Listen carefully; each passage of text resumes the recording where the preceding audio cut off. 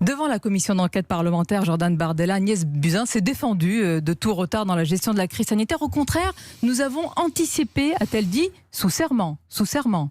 Vous la croyez ?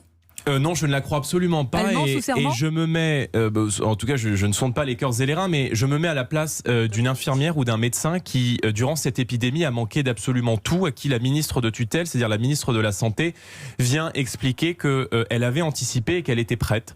Donc oui, c'est purement délirant. Nous avons manqué de masques, nous avons manqué de tests, nous avons manqué de surblouses, nous avons manqué d'un certain nombre de produits, notamment qui sont utilisés, des produits de médicaments qui sont utilisés dans les anesthésies. Et lorsqu'effectivement la ministre de la Santé vient dire nous étions prêts, nous avions anticipé, oui, je pense qu'on vit manifestement pas dans le même monde. Oui, mais est-ce que c'est un mensonge ? Parce que est-ce que vous estimez... Ah oui, mensonge. Est-ce que c'est une mauvaise gestion ou est-ce que c'est un mensonge dans ce cas-là d'État ? Alors d'abord, le gouvernement a menti en expliquant, par exemple, pour dissimuler les pénuries de masques, que les masques n'étaient pas utiles.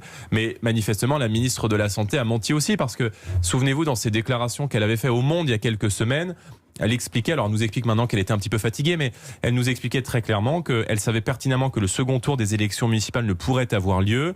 Elle savait pertinemment que le tsunami allait venir, elle le dit elle-même, et elle s'aperçoit évidemment un petit peu plus tard qu'elle a fait une erreur. Mais en réalité, ce gouvernement est passé totalement à côté de cette crise.